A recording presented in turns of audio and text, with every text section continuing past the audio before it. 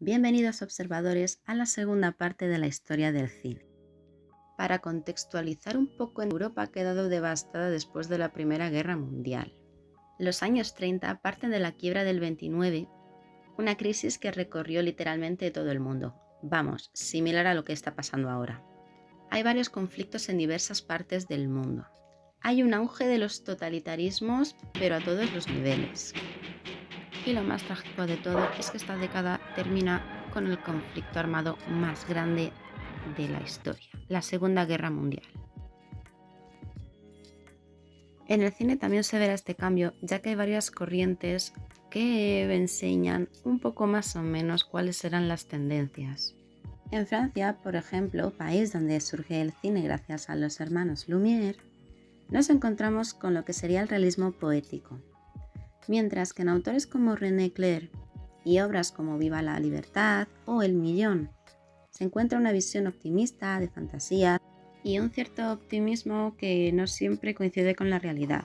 Normalmente parten de una historia bastante melodramática donde los personajes son golpeados por el destino cruel hasta que puedan tener un golpe de suerte, pero rápidamente la cosa se vuelve a torcer. Este ambiente de posguerra además incitaba a sacar personalidades marginales, una mirada crítica, amarga, un tanto pesimista hacia aquellos tiempos mejores. En cierta forma, aquí también empiezan un poco los documentales sociales. También aparecen muchos niños como en la película Cero en Conducta, donde se intenta buscar esa inocencia que tienen los niños y la dureza de la vida a la que se van a enfrentar. Jean Renoir también tiene varias películas como son La Golfa, La Gran Ilusión, algunas de ellas rodadas durante la ocupación de Alemania en Francia.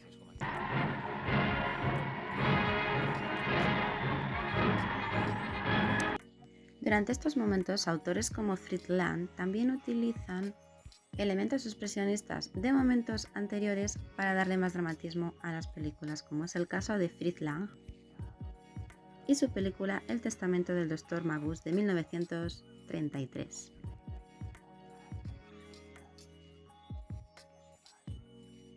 Como cine de propaganda no puedo seguir sin hablar de Leni Riefenstahl, o como se pronuncia porque es un poco complicado. Esta mujer era íntima amiga de Hitler y cuando este subió al poder le pidió que le grabara varias películas documentales como El lago azul, Triunfo de la voluntad o Olimpiadas. Realmente esto servía como propaganda, tal y como decía su ministro Goebbels, ya que para él el cine alemán debía ser engendrado por el propio carácter nacional. Pese a la buena técnica empleada en muchos de estos documentales, no deja de ser una burda reacción propagandística. Pero este no solamente es uno de los ejemplos, sino que tenemos bastante más a lo largo de esta década. Por ejemplo, en Italia, Mussolini crea la Dirección General de Cine Ministerio de Prensa y Propaganda, que además se convertirá en una escuela especializada.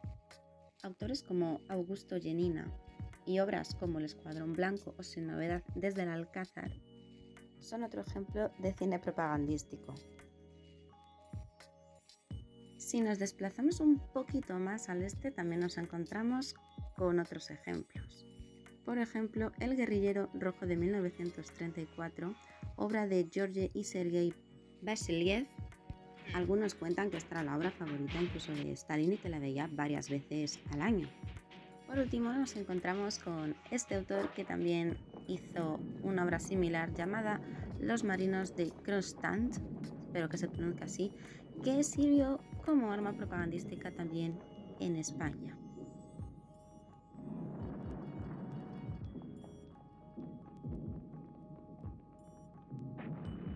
Sin movernos mucho de Europa, nos vamos a lo que se llamaría cine de autor y en primer lugar destacar la figura de Luis Buñuel con su película Las Urdes de 1933.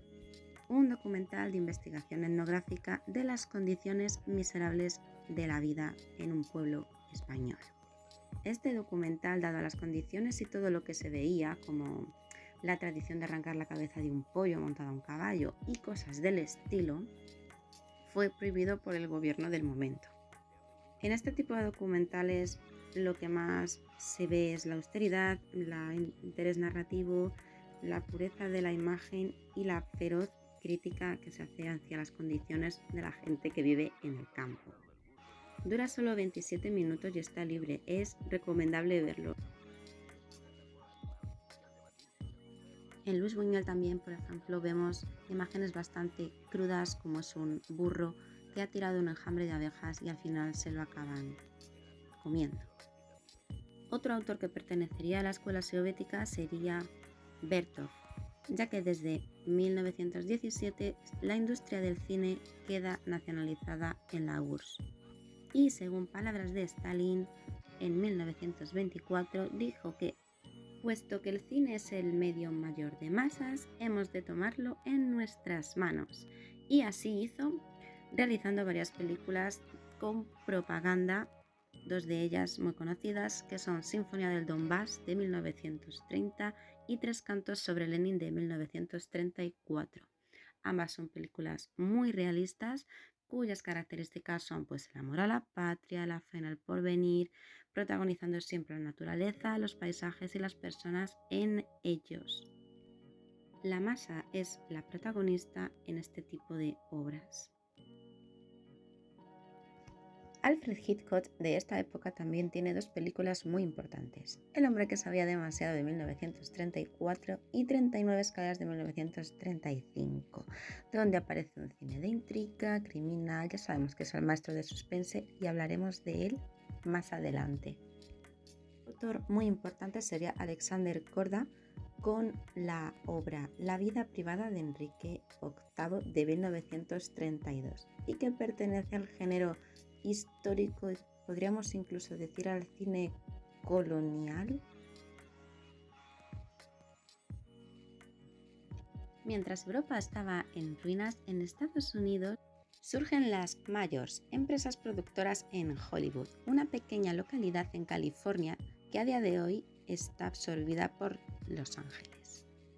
Gracias al apoyo de Wall Street, en este momento empezará el fenómeno de las Star System, es decir, el adjudicar una cara y una voz al personaje protagonista y así crear estrellas de la nada, o mejor dicho, de las películas, o mejor dicho, aquellas personas que les interesaban que fueran a la cumbre del olvido. En cuanto a directores, tenemos por ejemplo a Howard Hawks, un ingeniero industrial que hará películas tan importantes como Scarface, El terror del Hampa, del género gángster, algo muy popular en aquel momento, o La fiera de mi niña, una comedia americana. Por otro lado tenemos a Vidor con El pan nuestro de 1934, narra la vida en el campo americano.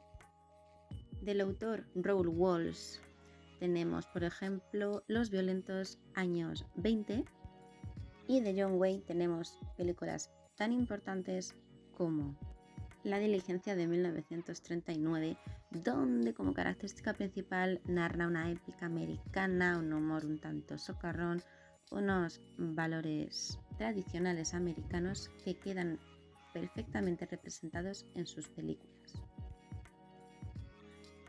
Mencionar también la obra de tiempos modernos de Charles Chaplin, ya que pertenecería a este cine burlesco americano de crítica social y de denuncia a unos ciertos estatus superiores.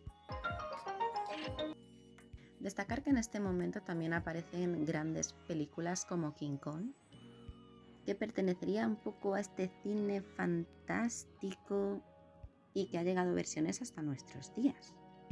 Otra gran aportación de este momento, pero con sus antecedentes, los podemos encontrar en el Nosferatu del cine alemán de la década anterior, es en este Frankenstein.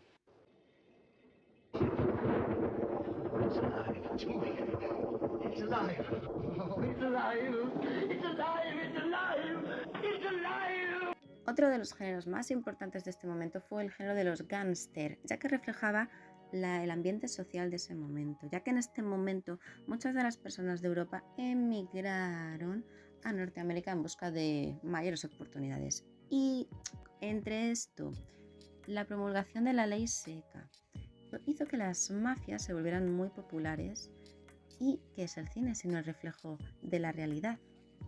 Ejemplo de esto lo tenemos en Hampa Dorada de 1931. Del género del terror también tenemos una momia pretérita, el abuelo de Amenofis IV, vamos.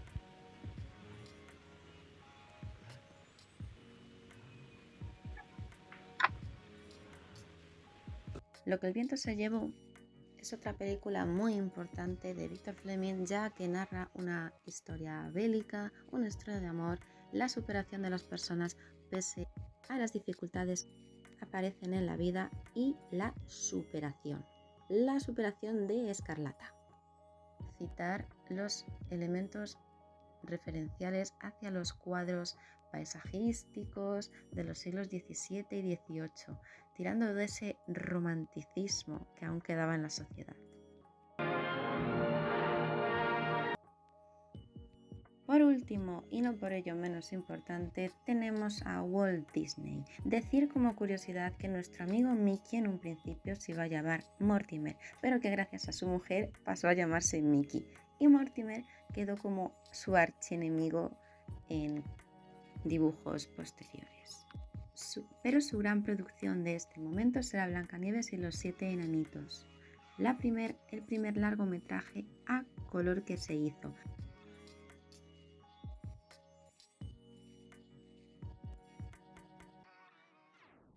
Por último, y no por ello menos importante, la industria del cine crece a lo largo de todo el mundo y en este momento los países empiezan a tener sus propias productoras.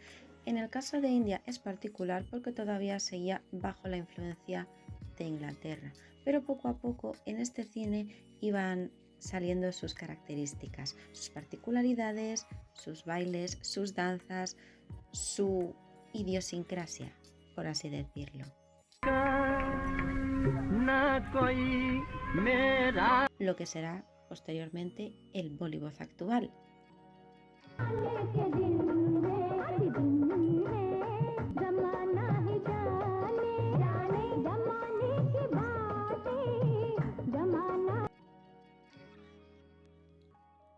El cine de los años 30 de Japón se caracteriza porque recuerda al teatro kabuki, donde un hombre parlante, lo que sería un actor comentador, interpretaba los diálogos y narraba en paralelo la acción, por lo cual interpretaba libremente lo que estaba viendo. Por otro lado, tenemos el antecedente de que en el siglo XVII a las mujeres se les prohibió actuar. ¿Por qué? Porque generaban demasiada expectación, por lo cual se creó la figura del oyama, es decir, un hombre que se disfrazaba de mujer y actuaba en su lugar. Esto con el cine cambió un poco y cuando por fin aparece el sonido, se crean dos géneros principalmente. Uno con una ambientación más contemporánea, como son los autores que voy a poner, y otro que son películas de épocas donde normalmente se tiende a la epicidad. En conclusión, he puesto varios autores y fragmentos de sus películas. He puesto dos autores muy populares del momento que son Ozu y Mizoguchi, con varias películas bastante destacadas en su carrera fílmica y muy representativas de este momento. Pues hasta aquí ha sido el vídeo de hoy. Hay muchísimas películas y muchísimos más autores que podría poner, pero es que si no el vídeo se haría interminable. Ya a partir de los años 40 la cosa cambia bastante y todo se empieza a ordenar. Así que nada, espero que os haya gustado el vídeo. Si es así, darle un like y nos vemos en la siguiente parte. Cuidaros mucho hasta entonces.